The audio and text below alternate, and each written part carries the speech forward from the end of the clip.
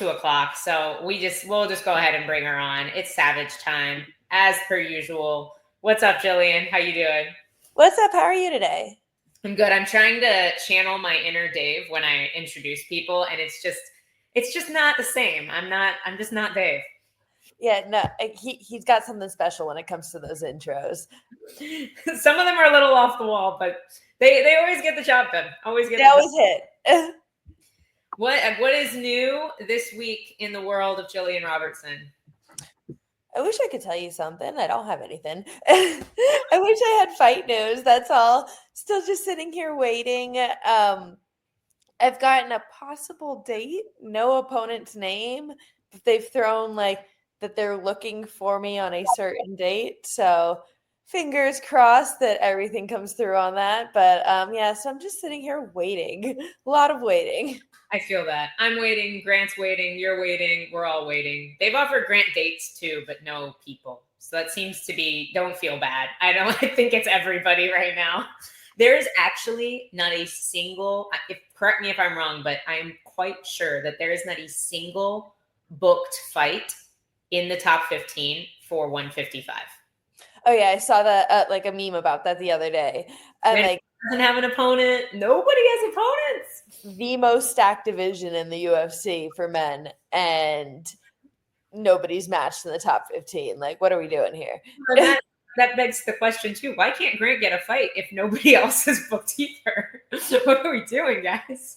So hopefully that means that everybody's about to get fights. That hopefully means that everybody at the UFC is hard at work and they're matching people up, and there's going to be like 50 fight announcements over the next couple weeks.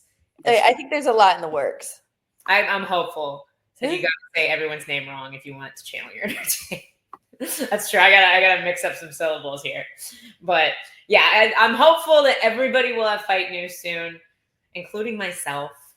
I would love that too. For me, would love that journey. But I was kind of getting through the UFC 318 prelims, is what I was doing, kind of in between Cam and Pantoja, and we didn't get to talk about it on Sunday. So I definitely want your take. Like, let's not even get into the prelims yet, but let's just break down the moment of the weekend, which we all know was Dustin Poirier. Had this huge moment, the ultimate UFC send-off. I think, like, it was really beautiful. The montages, the video messages from his family. I was tearing up. Even if you were a grown man, you should have shed a tear for Dustin Poirier's retirement. Just your overall impression of the weekend and Dustin Poirier's last dance.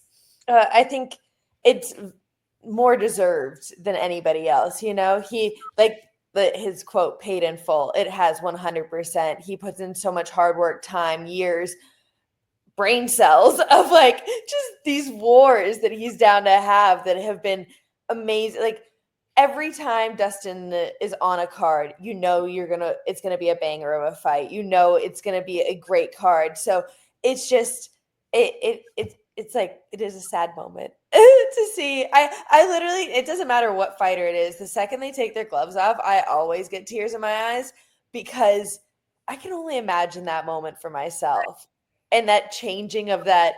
You're not going to be a professional athlete anymore. And that has just been so much a huge part of your identity for the last 20 plus years. And it's like, I can't imagine what that moment is to go through, but it was such a beautiful moment for Dustin, and this kind of send off he deserved more than anybody else. No, I absolutely agree. And I haven't heard anybody disagree, which is very rare within the MMA community. Like, does Dustin even have haters? I'm sure they're out there somewhere, but they've got to be the craziest people on planet Earth. Like, he's a great husband, great father. I saw somewhere that he has donated over $1 million to charities, and his net worth is less than $6 million. So the dude has literally donated a sixth of what he is worth to help other people. Like, how do you not love that guy? Yeah, exactly. No, I'm like, it was, and I want to say props to Max too for how he handled it. Just like took a second to be like, all right, I won. Now this is Dustin's moment. I was like, another absolutely great guy. Seems like a great dad, great husband, everything as a whole. I'm like, both of them just complete class acts as human beings and as athletes. No, 100%. Oh my God. When the day comes that Max Holloway retires, that's going to be so sad too. Like my like saddest moments of watching people retire, I think were Korean Zombie and Dustin Poirier. And I think Max is going to be right up there too. I feel like the Korean Zombie one was just absolutely iconic. Whenever they played the song in the background and the whole crowd started singing it, like there's few moments that match that retirement as well. I'm like, just to channel my inner Dave now though, and throw a question at you on the spot that you're not prepared for. Who else do you think deserves that kind of retirement treatment? It has to be somebody that just like withstands the test of time. Like I saw a lot of people get upset about like Dominic Cruz not getting a proper send-off. And I'll agree that he didn't get a proper send-off. Like it was kind of weird that he got more or he got less than like Anthony Smith.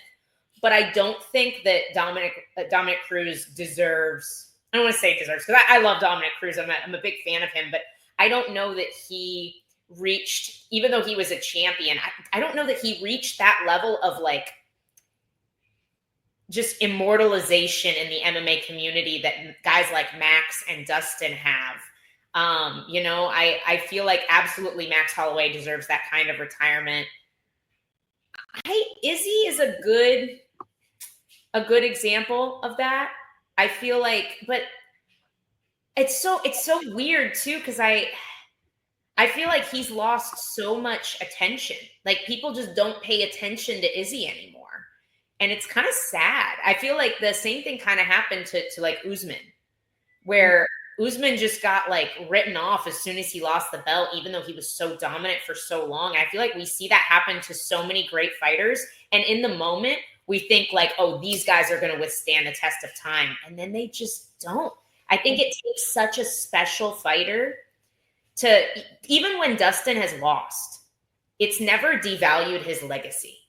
Mm-hmm. Even when Max Holloway lost 3 fights in a trilogy, it never devalued his legacy. There's so few fighters that I think can accomplish that. And they have to be very special people as well as very special fighters. And to be honest, I can't even think of, other than Max Holloway, of this generation of fighters, I can't think of anybody off the top of my head that I think right now is going to be in that position, even after they've lost several fights. I think Jim Miller deserves a really solid send-off. Mm-hmm. No, I would agree with that. But I don't know if he would deserve the same. Yeah. Not that level, like where it's in his hometown. Like the event was completely centered around Poirier. Like that's a huge, I don't know if I've ever seen that before in the UFC where like for someone's retirement fight, they did everything for, like I said, in his hometown. Like the event was for him. Yeah.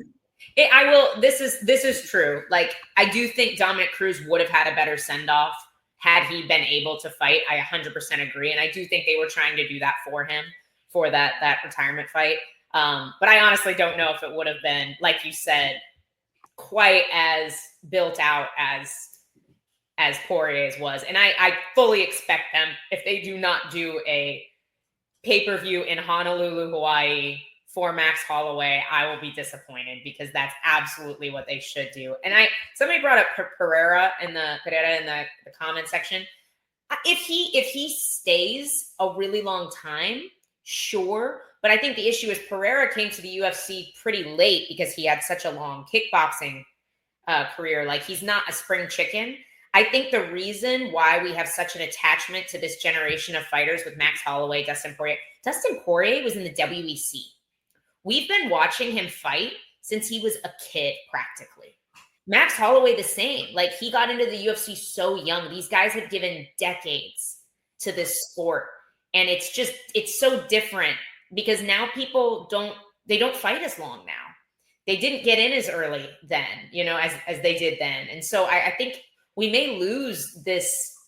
We may not have a fighter that reaches this kind of immortalization for a while, to be honest. You don't think, obviously this will be in a while, but you don't think someone like a Joshua Van would develop that kind of? Yeah, absolutely has the potential to like really have, because he's had these wars already. He's only 23 years old, so I expect him to have a very long career.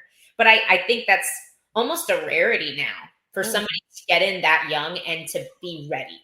Because we do see a lot of fighters that get in very young and maybe win one, lose one, win one, lose one, and then they kind of like get their footing and they don't get that same, I think the word Elle is looking for is less boring fighter. It's not an issue. Okay, maybe it is an issue of fighting style. Maybe it is. Dustin Poirier and Max Holloway are two of the most exciting fighters ever. Like you said, anytime Dustin Poirier is in the cage, you know you're going to see a show. And the same is true for Max Holloway. Charles Oliveira is one that could be in that conversation. He's been around a really long time. I think it would depend how the rest, like how the tail end of his career went. You know? I think it's more than just how they perform, though. I think it's all around how they're loved. They're just fan favorites. And I think that's a huge part of it, is why Poirier deserved it so much, or a Max Holloway, or even why I could put Charles in that boat, is they're all really just fan favorites. And just great people. And like, I agree, like the reason, if we're talking about the best fighters of all time, Conor McGregor and Jon Jones and the biggest superstars, they should be in the conversation, but they're not, like, they're just such controversial figures. I feel like it's just so different, you know? Well, and Conor's retired 7 times, and Jon Jones retired for 2 weeks, then came out of retirement. So can we take them seriously? We're tired of it. We're in Jones McGregor fatigue. Is like, that's like the phrase now. Everybody's like fatigue.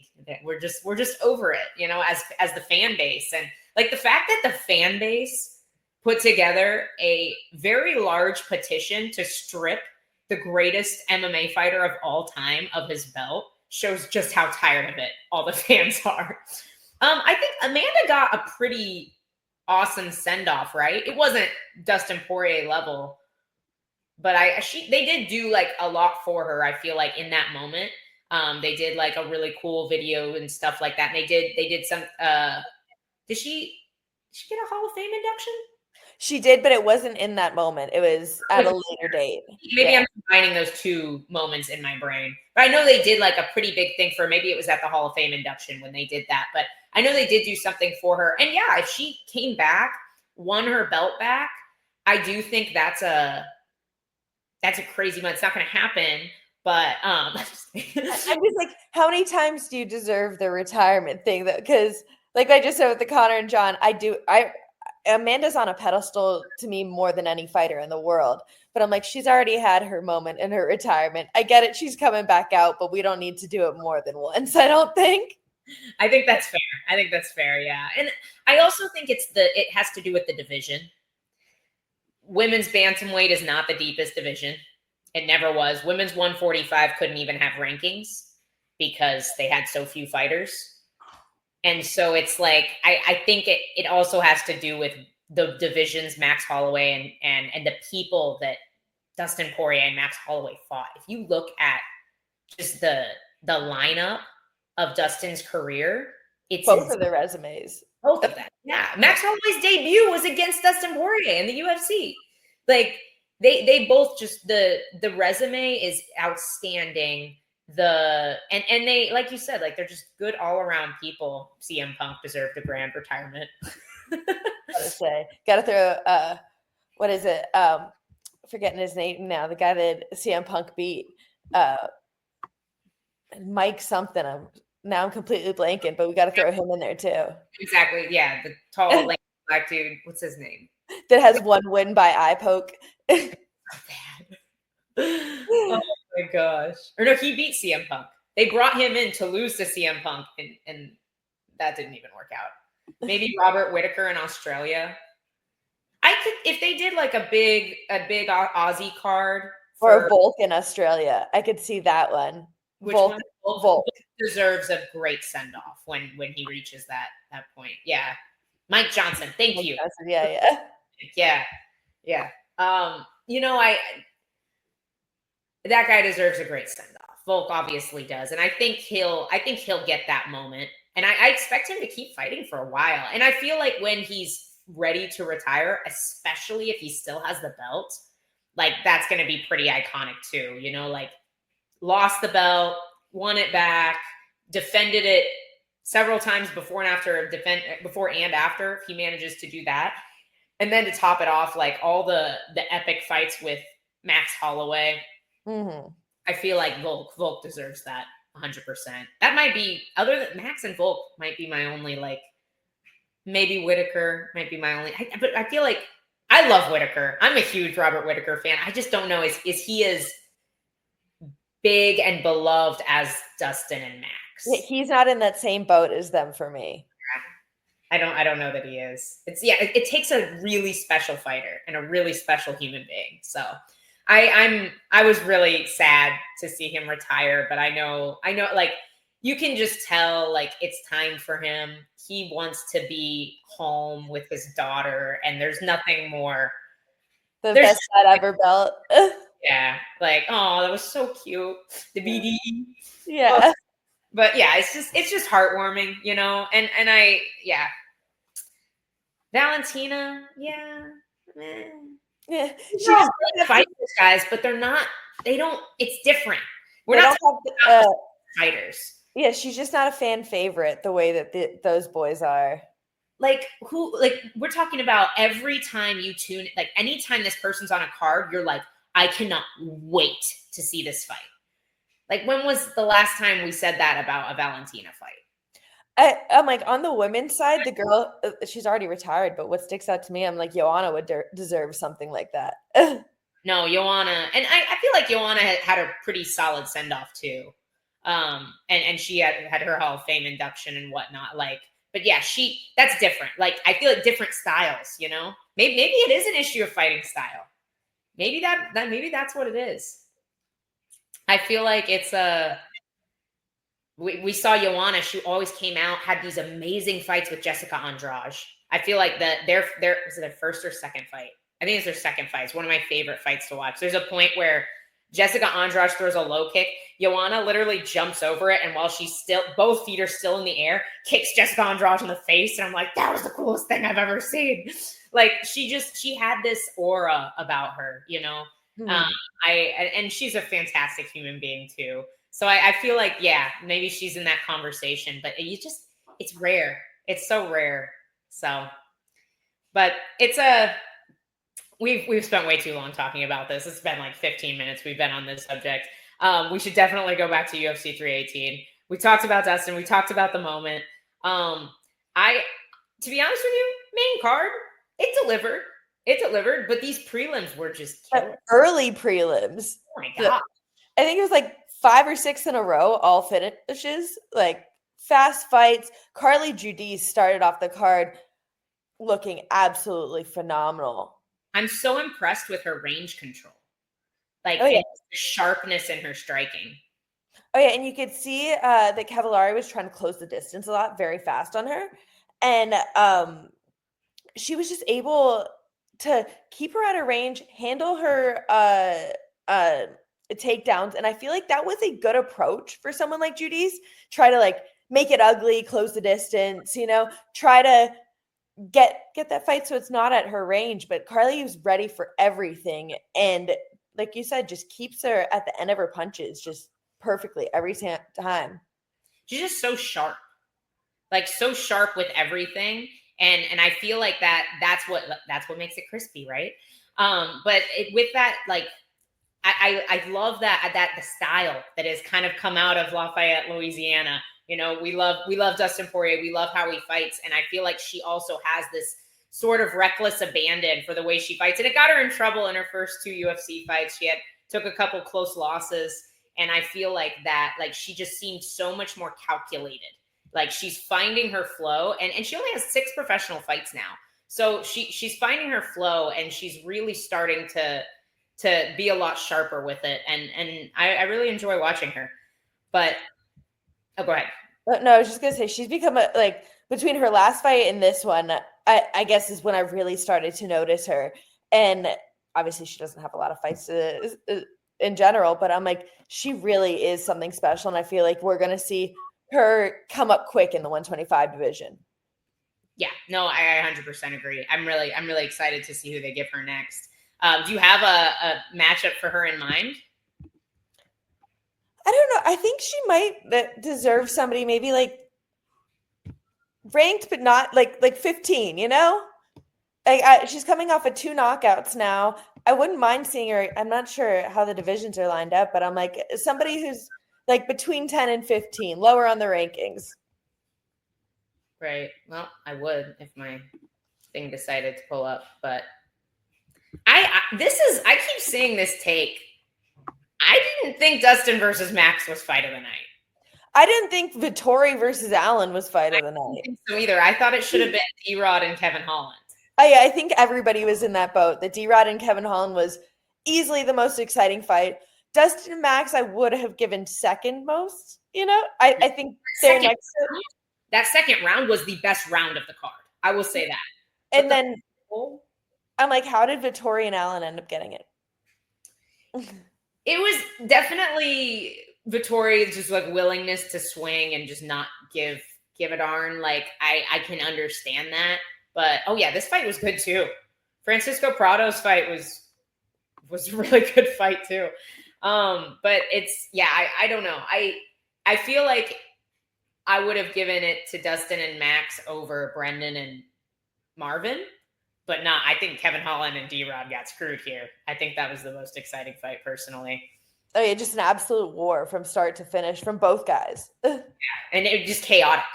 Yeah, exactly. And you could tell in like the end of the third round, they were both so gassed, but just kept on moving. Like it was like slow paced almost, but I'm like, they were still scrambling when they had absolutely nothing left in them. Right. No, it was crazy. And honestly, I enjoy those fights. Like it's like I'm tired just watching it sitting on my couch.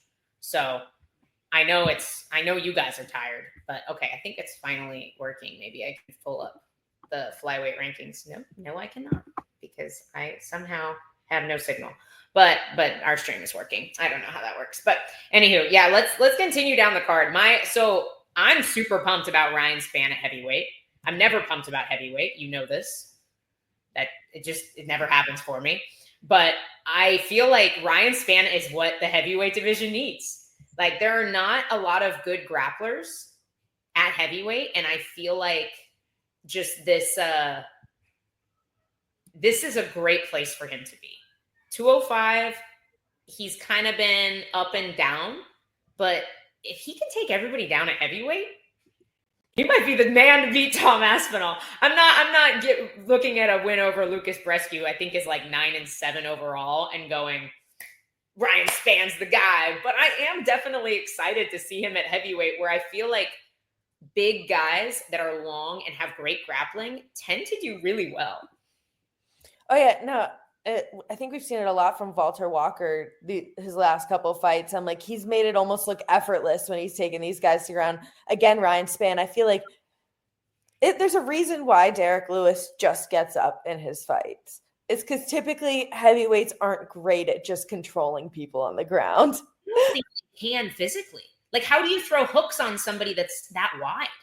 Unless you have crazy long legs. I feel like a lot of them just rely on strength and power. I always said it for me. I'm like, it was such a benefit for me when I was growing up learning jiu-jitsu because I was like walking 115 pounds and I didn't have the option to muscle anybody ever because I was getting smashed by everybody unless I used proper technique. So I'm like, it forces you to use proper technique when you're a tiny person. But when you're 260 pounds walking in there, you don't necessarily ever really have to learn technique. And it becomes a deficit to a lot of these guys, I feel like, because they're just like, oh, I'm just going to get up and power my way out of this. But when you do see somebody who is more capable in grappling, more able to, or like Ryan Spann looked this weekend, I'm like, whenever you are able to control on the ground more as a heavyweight, then you can see guys don't just get up. And like, it doesn't happen like that just because I'm like, I just feel like it is such a huge deficit of the heavyweight division. 100%. And I get it. I think wrestling when you're that big is really hard. It's super hard. And these guys are huge. And like, if you get sprawled on by somebody that's 250, 260, I imagine that would suck a lot, even if you are also 250, 260. But Ryan Spann versus, you brought up Walter, like that's the fight to make right now. That's what I want to see. I want to see that grappling exchange. And hey, Yasser, you make a good point. I agree. Ryan Spann does not have the best cardio. So we got to see if they can match him up. If he can sub people in the first round, it won't matter so much. I could absolutely see him getting like against a guy like Walter. Maybe he can't get him out of there early. Maybe we see him slow down. But Derek Lewis should get a special sending off. Okay, I'm down. I'm on board for that. That would be the most unique send off. Do you think he just takes his pants all the way off? Like, well, I'm never coming back here. So I could definitely see him doing something like that. I don't know. Even like when like his last fight, he mooned the crowd. Everybody cheers about it and loves it. And I'm like, why are we getting so excited over seeing this man's butt? No one else can get away with that either. Exactly. Like, a single other fighter could do that and not get fined or fired or at least in really big trouble. But Derek Lewis I don't know. It works for him. It works. The dude's nuts. Spann, honestly, he looks a little softer at heavyweight, but he still looks big enough. You know, he definitely doesn't look small for heavyweight. I will say that. So I want them to give him Walter, who, by the way, should be ranked. You know, that dude is like 3-0 in the UFC and is unranked. And Rizvan Kuniev is 0-1 in the UFC and is ranked 15. Make that make sense to me. What is going on in the heavyweight division? Well, just in general, I'll never understand the rankings, period. So I'm not going to make comments on that. But maybe we can get maybe Walter's poor self can get ranked if he beats Ryan Spann. Who knows? But Spann versus Volkov, that's a little bit of a jump. Maybe down the road. But I definitely think him and Walker is the fight to make right now.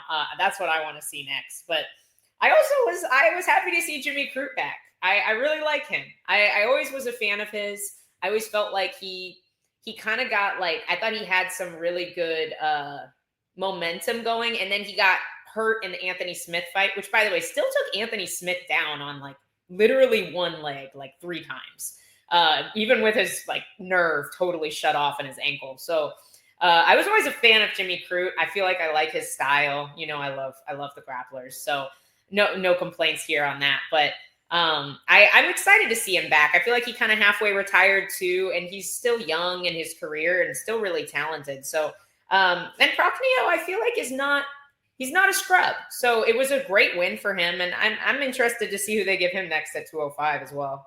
Okay, they made a comment that they said that he retired, I think 2 years ago because he was too obsessed with the sport, is what they said on the broadcast. I'm like, how does this happen? Yeah, I don't really understand that. I'm sure he had something personal going on with that, but I'm happy to see him back. I really like him. Why can I not pull up these rankings? I'm just gonna do it on my phone. I just want to know who was ranked at light heavyweight. It shouldn't be that hard. We had the 2 other finishes that were on the early prelims. The Bruno Ferreira, which was, I feel like a little bit of a weird performance from Jason McVeigh. Yeah, that's fair. He's an odd. Yes, this is why I like Jimmy Crute. It's because he has an Earth Kingdom tattoo that's my favorite show, is Avatar: The Last Airbender. That definitely contributes to why I like Jimmy Crute. But it's not the only reason. I also like his grappling. But I like him. I actually was really hoping he would win. Our buddy knows him. And when he gets on the mic after he wins, he does a really great Trump impression. And so I was really hoping to, Grant was telling me about it. I was really hoping to hear his post-fight speech, but it unfortunately didn't happen for him. I know he was a short notice replacement. So I like to give those guys some grace till we see them a second time in the UFC. He's definitely got an odd style. I will agree. And like just the choice he made at the end of the fight that resulted in him getting basically fireman carried over and then ending up in the armbar. It was just a weird decision, you know? Even just right before it, he got leg kicked and kind of like showed that it hurt him. Like made a face, was like I don't know, visually showed that the leg kick affected him. I'm like, we're not supposed to do that, you know? Like, maybe it was a really hard leg kick, but yeah, no, it was a little odd. I will agree. Yeah. And then, I feel like it was right after that leg kick, he just kind of jumped on his back, it seemed like he was just too excited, or maybe the leg kick was damaging and he just wanted to close the distance really fast. And yeah, Just kind of went downhill from there. Yeah. No, I don't disagree. Well, apparently I can look at everything on the UFC side except the rankings, so I'm giving up. Um, we'll go back to the card. But I feel like that was kind of the story of the early prelims. Islam Dulatov is a Contender Series guy. He actually trains here at ATT as well. But he had a great knockout against Adam Fugit. I'm interested to see what they do with him next. Got a modeling job on Monday, he said. Bizarre. Yeah, he was like a Versace model or something. Yeah. He's tall. He's like a really tall, like gangly dude. Just very aggressive, very explosive when he's fighting. Yeah, no, he is. He is. I'm interested to see how they match him up. If they match him up with other strikers, if they do try to match him up with a grappler, and how he does, because I do think he's primarily a striker. I honestly there's so many guys there. I don't know what he looks like training, to be honest with you. But yeah, super explosive and exciting striker. You know what fight we didn't talk about at all on Sunday that I can't believe we forgot about was Vicinius Oliveira and Kyler Phillips. That fight was unbelievable. Oh yeah, I think Oliveira is always someone who really impressed me since his first fight in the UFC, because I think no matter how like tired he is, whatever is going on, he's always dangerous. He always has that like one punch knockout left in him at like any point in the fight, and regardless of how he looks, he's just a terrifying person, always carrying that like knockout power. Yeah, no, and it shows because he turned the tide so quickly in that fight. I thought Kyler Phillips was absolutely smashing him all through round one.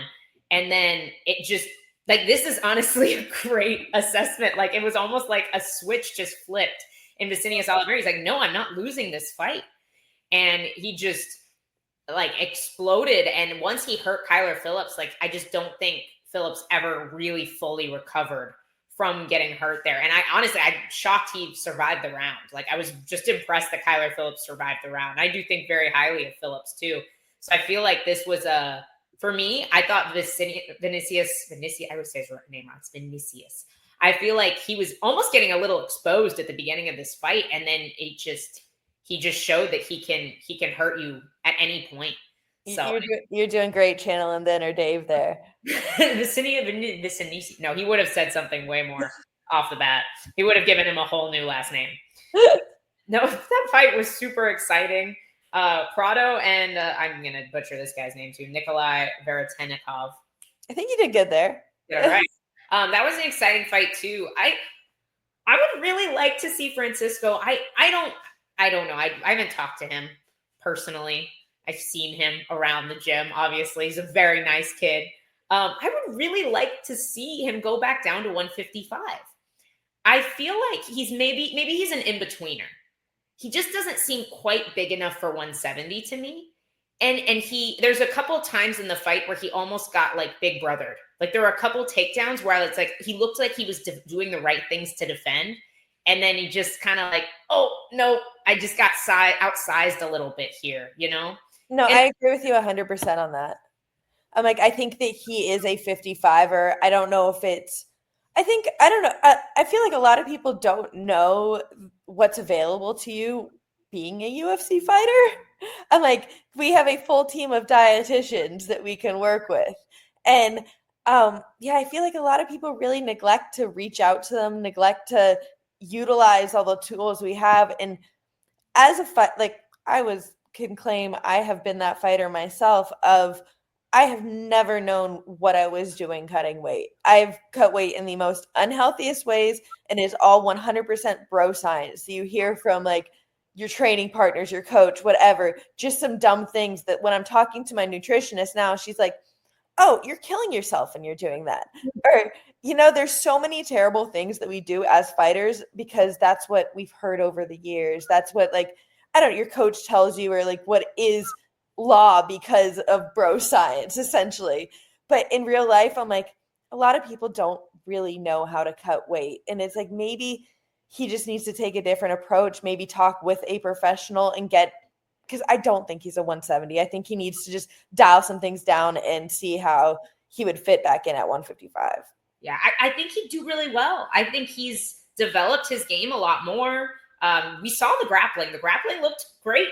early in that fight last weekend, I feel like he did look really good. So and he's so young and he's so talented. So and he's such a nice kid. So I hope the UFC gives him another chance. You know, he's super exciting. Okay, fine. We will address it because 9 people in the comments have asked about this. Because this is always the Dakota Ditch of a show. Somebody else asked in the comments too, or like just a couple minutes ago. Dakota Ditcheva has announced she's re-signed with the PFL. I think the plan was to have her fight the winner of the tournament at the end of the year. However, she's broken her hand. I don't know what that recovery timeline is going to look like. I hope she's still able to do that. I would assume that had to do with why she decided to re-sign with PFL. Your thoughts on that? I don't know. I guess looking at where the PFL seems to be going or where it's at, I didn't see that as the smartest business move for her. I feel like, especially to solidify herself as a fighter, you need to be in the UFC, especially for females. I'm like, I just think that the competition she's fighting over there isn't the same level what you would find in the UFC. So she just doesn't get that. I don't know. She's never going to really solidify herself and get that respect until she, I feel like, does come to the UFC. And I don't know what the PFL has in store for her. They haven't seemed to be keeping her very active. And I'm like, me personally, I wouldn't be happy with that. But I don't know if they're paying her too. So I'm assuming she's getting a pretty paycheck to re-sign with them for this long. I would assume so as well. And to be honest, I barely talked to her since her fight. She's doing a movie in Bulgaria. So I don't think I'm going to see her for a while, to be honest. Girl's always jet setting all over the place. So I haven't really got to pick her brain about it yet. I would assume, obviously, hopefully we'll have her on the show soon and she can just tell us all about it. But I would assume, like you said, she's probably getting paid very handsomely to stay with them. And maybe they've promised her X number of fights, or maybe there's a clause in the contract where she can get out if they don't get her a fight within a certain amount of time. That would probably be an intelligent thing to add in there, considering how hard it's been to find her fights in general. She's in Florida. She was in Florida for a day. So she's flying back out ASAP. But yeah, she does live here now. But she, I honestly don't know. I don't know what the plan is. I do think she's got a lot of time. She turns 27 this weekend. So it's not like if she stays with PFL for another season or two, she'll be whopping age of 29. I feel like that's still a good time for her to obviously go over to the UFC, should that be in her plans. So I do think she has lots of time. I definitely am excited to see those matchups for her. So I do hope that happens at some point, but I don't know. I can't speak too much to what her plans are. I haven't even had a chance to talk to her about it, but yeah, we addressed it, guys. We addressed it. It's all good. We talked about Dakota. Obviously, she had a fantastic performance. Broken hand and all. I feel like we see a new facet of her game every time she competes. Like this time we saw like the clinch work just really on display. My face literally hurt watching Samiko just face plant into the cage repeatedly. But you saw that the elbows were beautiful. We always see her range striking. The kicks are always beautiful. The counters are always very well timed and very sharp. I feel like we didn't see her like signature body work so much, other than the knees and the clinch is where I feel like she shined this time around. And yeah, I give Samiko and Abba a whole lot of credit. That girl's tough as nails. They build them different in Hawaii. 100%. Wait, you see Max Holloway those last 10 seconds? Like nobody's beaten him in those last 10 seconds ever. I'm gonna clinch. I'm not playing that game. No, I'm pulling guard in those last 10 seconds. I don't know what you're talking about. Like Max with that body shot, I would be done. I don't even know. I literally I've had like a 3-message conversation with her since So I don't even know what the diagnosis is yet. I just know she hurt her hand, arm, something. But yeah, no, I agree. They build them different in Hawaii. That's why we need a show in Hawaii. Have they ever done that? When was the last time? I don't think they ever have had. I can't remember. There was a reasoning behind it, but yeah, I don't think they've ever had it in Hawaii. State commission issue or just the travel. Be expensive to get everybody to. No, it's not. I guess it would depend how many like Hawaiian fighters they could like fill the card with, you know? I feel like I don't know how many there are now, but I know that for a couple years there was quite a few in the UFC. With Brad Tavares, obviously Max. Who else? Crap, now I'm gonna... Right? I was like, wait, are there a lot of... Well, Rachel Ostovich was in the UFC. Callan Curran, Maki Patolo, Punahele Soriano. I believe he's Hawaiian too. Yeah. So Ige's Hawaiian, isn't he? Yeah, I think so too. Yeah. So I'm like, I feel like they have a good little stack over there. Issue. That'd be sick. I want Grant to get on the Hawaii card. Shit, I'm like, sign me up. G and I need some sun. I'm getting pasty. You look pretty tan, but I am white. Anywho, okay, guys. We talked about PFL. We talked about UFC 318, kind of. I feel like we missed a few fights, but that's okay. Gillian and I always talk too long every time it's about MMA. You were at Karate Combat just last weekend. How was that? So Karate Combat had a 2-day event. I went to one of the days. The other day I followed along on Instagram. They had a heavyweight tournament the first day. So I believe it was 8 men in the heavyweight, 8 heavyweight men fighting 3 times in one night. Wow. And that was, and just the sound of these men, they are very large and right in front of you. It was absolutely amazing. Just like I said, absolute powerhouses. Robelis Despangane went out there, fought to decision his first fight. So got a full fight out there. His second fight went his typical way of finishing it in like 5 seconds. And then his third fight, he went out there for the first round and was trying to finish it every single minute. And then it got called in between rounds by the doctor against Zach Pauga, who's a UFC vet as well. I just saw this picture of Robelis at the end of the night in the hospital, and he's got casts on both his arms and his leg. And I'm like, what did I miss? Oh yeah, 3 times in one night. So they each fight was 2 or 3 3-minute rounds. How to think about the right way to say that. So you say like you can only fight 25 minutes is the max for the state commission, right? Like, I didn't know that actually, but so yeah, each fight was 2 3-minute rounds, and then if it went to a decision at the end of those, and they felt like they needed a third round, they would do it. So in like Zach Pauga's second fight, he ended up going to a third round, where I'm like, and Robelis' second fight was finished in 10 seconds, so it must have been a little bit different going into that main event. No, for sure. Yeah, that helps. The quicker you finish in a tournament like that, the better you're going to feel. But did you guys talk about the freestyle chess championship? There's a lot going on this weekend, okay? PFL is about to have their finals. There's a lot going on. We got Abu Dhabi this weekend. I was going to get into that, but honestly, I feel like we've already talked a lot. We talked about PFL. We talked about Karate Combat. I feel like I had something else for you. Oh, yeah, I have one more thing for you. And then I'll let you go because you stayed way longer than you normally would. So we've been debating this. Everybody that's been on here has been debating this. And so far, I think we got 2 different answers from Cam, Bennett, and Pantoja. So after last weekend, we talked about Dustin a ton. What is next for Max Holloway? Do we want to see these rematches?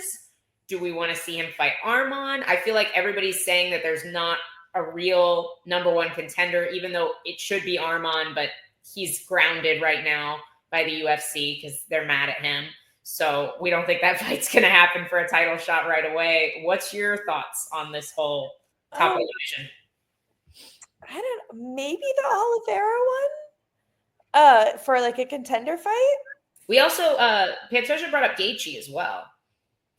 The Gaethje one's up. I feel like you can't not want that. And like, come on, that's just an exciting fight. That's a fan favorite fight right there. So, yeah, definitely exciting for the Gaethje one, and I think that would be a contender fight as well. Yeah, I don't want to see Poirier yet. I feel like there still needs time before he faces Poirier again. But yeah, I think a Gaethje or Oliveira would be good. I would like to see either one of those.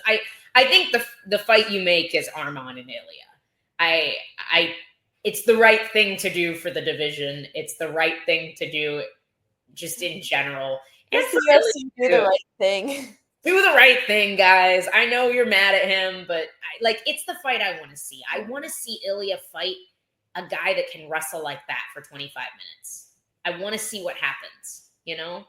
And so I'm happy watching Max fight just about anybody in this division. I think you have to be strategic with Max because at 145 he kind of became like a bit of a prospect killer, you know, crushed Calvin Kattar before he could get to the belt, crushed Brian Ortega before he could get to a title shot. Same thing with Arnold Allen. Like I feel like it's a closer fight, obviously, but like I feel like he became a bit of a prospect killer there, and I think you could. If you don't handle him correctly at 155, you could run into the same thing. And I feel like he's really like falling into 155 a little bit better now. Where I think at first it took a little bit of like an adjustment for him. Where now he's really like coming into his own as a 55er. Yeah, no, I agree. You could see it the last Dustin fight. Dustin was able to just kind of walk through his punches and do a lot of damage. He looked like a featherweight. And yeah, I don't think that guy's ever making 145 again.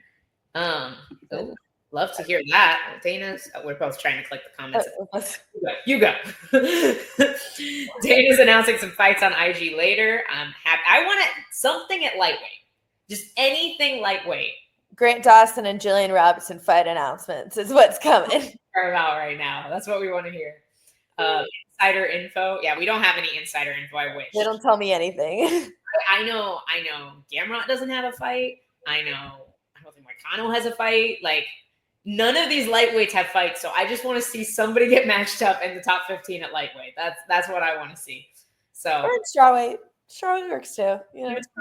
We want Gillian to have fights too. Sorry, you don't pay my bills, Gillian. So, but I'll let you. We'll wrap up. I'll let you go and have Grant come in here to do Banana Blitz. But Bananas Employee of the Month, Grant Dawson. Dude, just killing it. Stepping up. He doesn't even get paid. We just stick him in here. Just use him. He's paying my bills too. Yeah. By the way, Max definitely has to be on the White House card. That has to happen. Absolutely. Do you know your fight before Dana announces them? Yes. Yeah, because you have to. Well, depends. Depends if they actually let you accept the fight first. I've heard that has happened a few times. You heard from a bird that Dawson and BSD are fighting in Paris. I would love to hear that too, but I don't think that bird is correct, or we probably would have heard something too. Apparently, somebody's heard that you're fighting Benoit in Paris. Apparently. Yeah, we have. That's news to us. So, anywho, do you want to stick around for Banana Blitz, or you want to chat? I gotta get going. Yeah, real quick before you go. Have you ever considered dyeing your hair a different color? I'm dead serious. This is natural. What are you talking about? I'm going somewhere with this. No, I haven't. No. So there are poisonous dart frogs that basically God made them super bright colors to warn other creatures that they are dangerous. Do not F with these creatures. And I think you're on the right track. I think no, exactly. Dangerous fighters dye their hair like tree frogs. So no, I saw something that is actually like a warning symbol in the animal kingdom. So that's why like black widows have it. A lot of snakes have it. So right. I'm like, yeah, that's exactly what it is. Just you came like black widows, poisonous tree frogs for us. It's really good fighters and overweight feminists. On that note, Jillian's like, and I'm out. You ain't getting me canceled too. All right, I'll